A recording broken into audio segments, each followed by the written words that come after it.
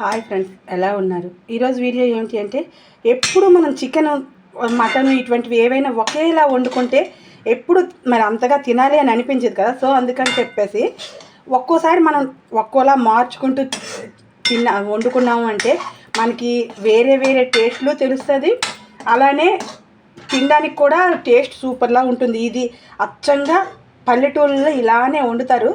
మా చిన్నప్పుడైతే మేము పల్లెటూళ్ళలో ఉండేటప్పుడు ఇలానే మా పక్కన వాళ్ళు వండుకునేవారు అనమాట, చూసేవాళ్ళం మేము.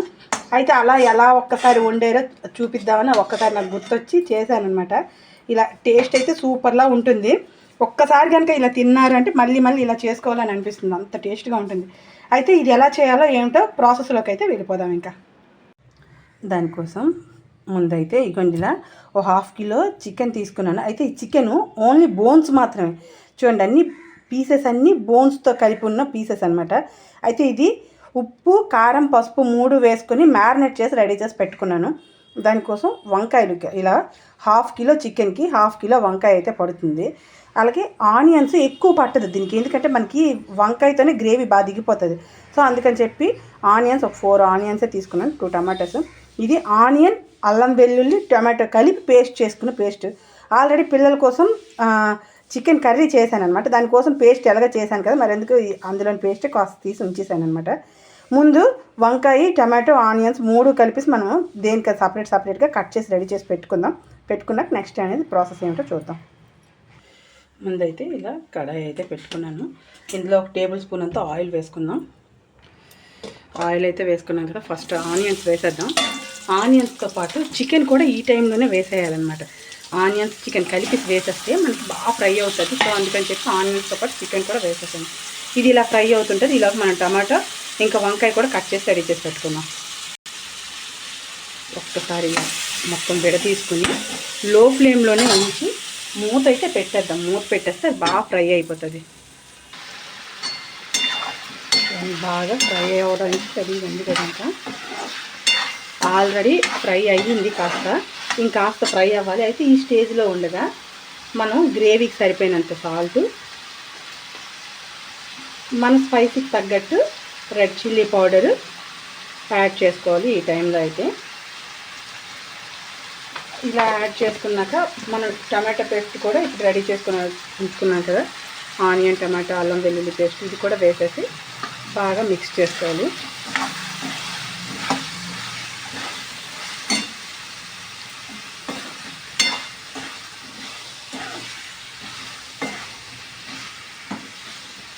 ఈ స్టేజ్లో ఉండగా టమాటాస్ అలాగే వంకాయ ముక్కలు కూడా ఇప్పుడే వేసేయాలన్నమాట. వేసేస్తే వంకాయ చికెన్ కలిపి మనకి ఇది ఫ్రై అవుతుంటే టేస్ట్ అనేది సూపర్లా వచ్చేస్తుంది అనమాట.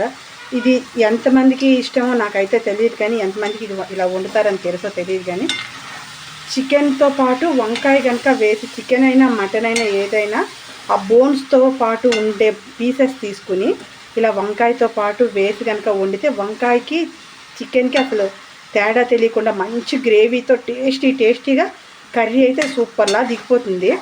ఇది ఇలా చేస్తే నాకు చాలా ఇష్టం. నాకు అసలు అందుకని చెప్పేసి ఎక్కువ ఈ టైప్లో కలిపి కూర వండుకోవడం అంటే నాకు చాలా ఇష్టం అనమాట. నేను అందుకే నా కోసం మెయిన్ వండుకుంటాను. ఇలా మూత పెట్టుకొని ఒక 3 మినిట్స్ కానీ 4 మినిట్స్ కానీ ఇలా ఉంచామంటే మనకి ఇంకా బాగా ఫ్రై అవుతుంది.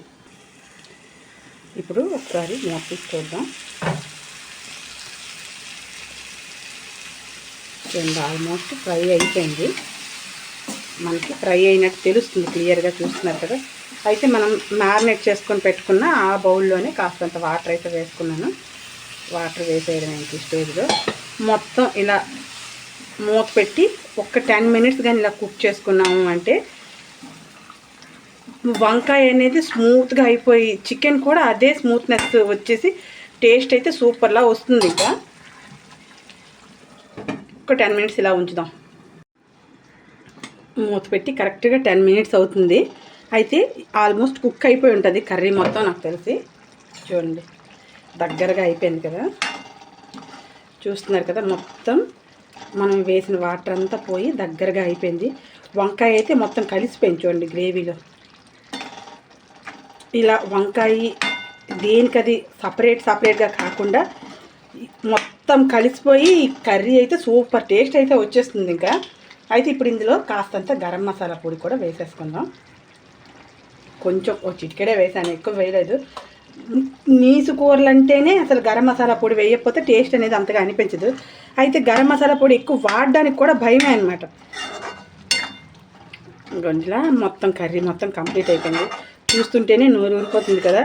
అయితే ఇది మనం దేంతో తిన్నా, అంటే రైస్లోకైనా లేదు రాగి సంకటి చేసుకొని దాంతో తిన్నా, ఇంకా చపాతీతో అయినా, ఊతప్పంతో అయినా, ఉప్మా మీద వేసుకొని తిన్నా కూడా టేస్ట్ అయితే సూపర్లా ఉంటుంది ఇది. నాకైతే ఇలా కర్రీ చేసుకుంటే చాలా ఇష్టం అనమాట. పిల్లలు కూడా తింటారు, కాకపోతే వాళ్ళకి మార్నింగ్ మరి ఇంకా ఇలా చేసి పెట్టినంత టైము ఉండదు. అదిని ఇంకా స్కూల్కి పట్టుకెళ్ళేటప్పుడు కాస్త ఇబ్బంది పడతారు కదా వంకాయ ఇటువంటి వేస్తే. సో అందుకని చెప్పి అయితే నేను పిల్లలకి వేరేగా కర్రీ చేసి పెట్టేశాను. కానీ మామూలుగా పిల్లలు కూడా తింటారు. ఇంక ఇది స్టవ్ ఆఫ్ చేసేసి ఒక్క 2 మినిట్స్ ఇలా రెస్ట్లో ఉంచుకున్నాము అంటే మనకి మొత్తం అన్నీ బాగా మసాలాలు అన్నీ బాగా పట్టి టేస్ట్ అయితే సూపర్లా వచ్చేస్తుంది. ఇంక సర్వ్ చేసేసుకోవడమే. ఇగోండి ఇలా మూత తీసి చూస్తున్నారు ఎంత బాగా దగ్గరగా అయిపోయింది కదా. ఇప్పుడు మనం ఏ బౌల్లో అయితే మ్యారినేట్ చేసి పెట్టుకున్నామో అదే బౌల్లోకి మళ్ళీ కర్రీ మొత్తాన్ని తీసేస్తున్నాను అనమాట. ఓకే ఫ్రెండ్స్, ఈ వీడియో కనుక మీకు నచ్చితే లైక్ చేయండి, షేర్ చేయండి, సబ్స్క్రైబ్ చేయండి, ట్రై చేయండి, కామెంట్ చేయండి. Watch our channel Keerthi creatives.